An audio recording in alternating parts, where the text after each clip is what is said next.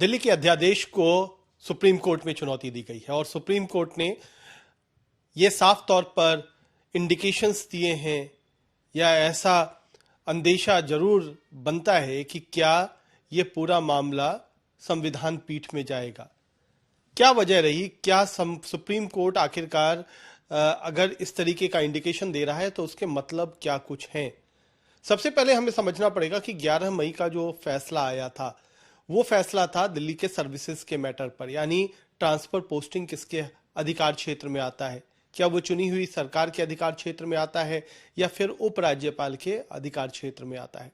ये जो विषय है उसको लेकर के कहीं ना कहीं जो कानूनविद हैं उनकी राय बटी हुई है।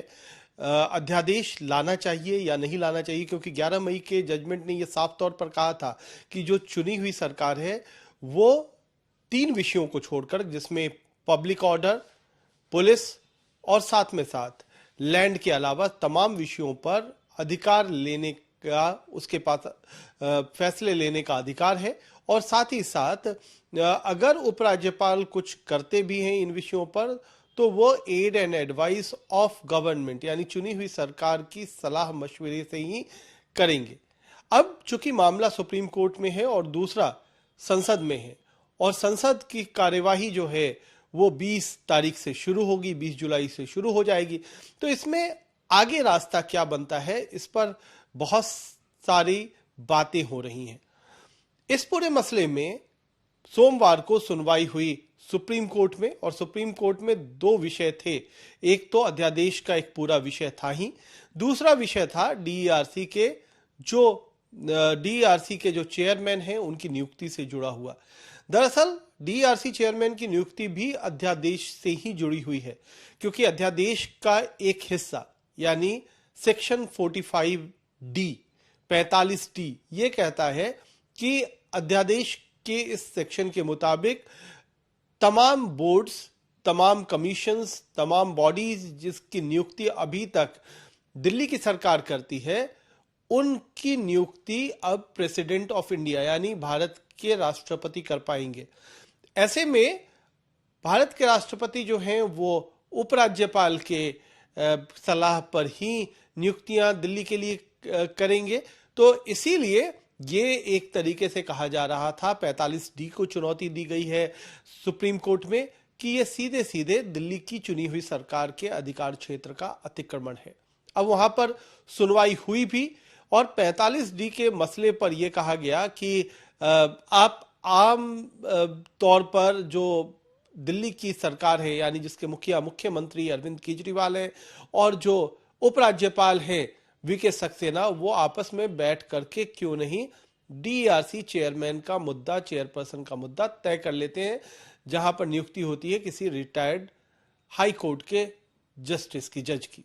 अब ऐसे में बात तो सही है कि दिल्ली की बात है तो दिल्ली में आपसी सहमति से होना चाहिए, लेकिन ये इतना आसान है और क्या जो समय सीमा दी गई है क्या उसमें करना आसान है, क्योंकि समय सीमा बहुत छोटी है।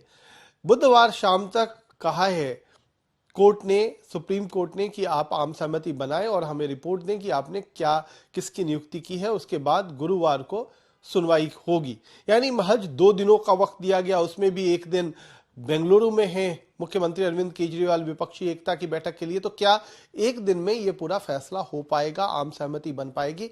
ये अपने आप में एक बड़ा कठिन सवाल है जो अभी तक परिस्थितियां हमने देखी हैं उसको देखते हुए। लेकिन वहां दोनों वकीलों ने, जो केंद्र सरकार की तरफ से सॉलिसिटर जनरल थे, उन्होंने भी कहा कि हाँ यह मुमकिन है कि हम बात विचार करके डीईआरसी चेयरमैन की नाम पर आम सहमति बना सकते हैं। वहीं जो आम आदमी पार्टी की तरफ से अभिषेक मनु सिंघवी पेश हो रहे थे सरकार की तरफ से, उन्होंने भी ये माना कि हाँ आम सहमति बना सकते हैं। तो बुधवार बड़ा रोचक रहेगा, इंटरेस्टिंग रहेगा कि ठीक बेंगलुरु से लौटने के बाद क्या अरविंद केजरीवाल वीके सक्सेना के साथ बैठ करके डीईआरसी चेयरमैन को लेकर आम सहमति बना पाते हैं या नहीं। गुरुवार यानी बृहस्पतिवार जिसको कहते हैं, उस दिन बड़ा इंपॉर्टेंट सुनवाई होनी है, क्योंकि एक तो डीईआरसी के चेयरमैन के मसले पर होगी और दूसरी जो चीज होगी वो होगा कि 20 तारीख को ही संसद का सत्र भी शुरू है और सुप्रीम कोर्ट ये भी तय करेगा कि क्या ये जो पूरा अध्यादेश का मसला है उसे क्या संविधान पीठ को सौंप दिया जाए, तो ये एक बहुत महत्वपूर्ण निर्णय होगा। और जहां तक केंद्र सरकार की बात है, उन्होंने सोमवार की हियरिंग में एक और बात कही, और वो बात 45D को लेकर के ही थी, जिसमें बोर्ड के चेयरमैन या कमीशन के चेयरमैन की नियुक्तियां होती हैं या उनके सदस्यों की नियुक्तियां होती हैं।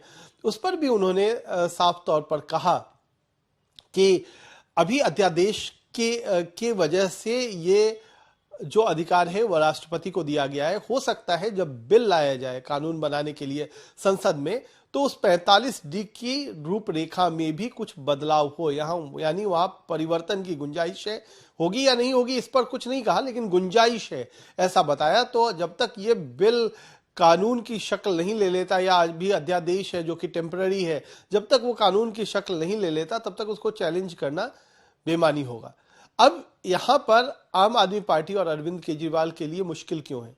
एक तरफ तो इंडिकेशंस ये आ रहे हैं सुप्रीम कोर्ट की तरफ से कि संविधान पीठ में अध्यादेश का मसला जाएगा, यानी अगर संविधान पीठ में चला गया तो फिर से वो लंबी जिरह, लंबी सुनवाई, और दोनों पक्षों को सुनने के बाद फिर संविधान पीठ क्या फैसला देगी। हो सकता है अरविंद केजरीवाल के अनुकूल या प्रतिकूल दोनों तरह के फैसले आ सकते हैं। तो एक तो परेशानी ये है।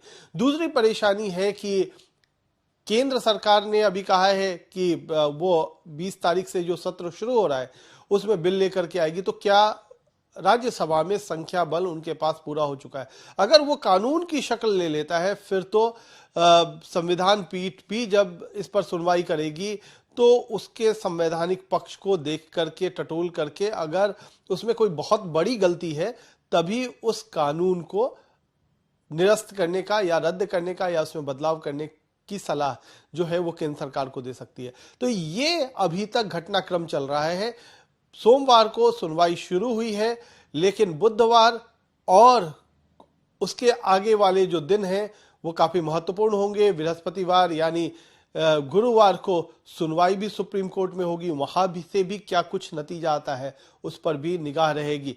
लेकिन बड़ा फैसला होगा संसद के अंदर जब अध्यादेश पर बिल लेकर के उसे कानून बनाने के लिए संसद के सामने प्रस्ताव लाया जाएगा, और वहां केंद्र सरकार क्या कुछ रणनीति अपनाती है।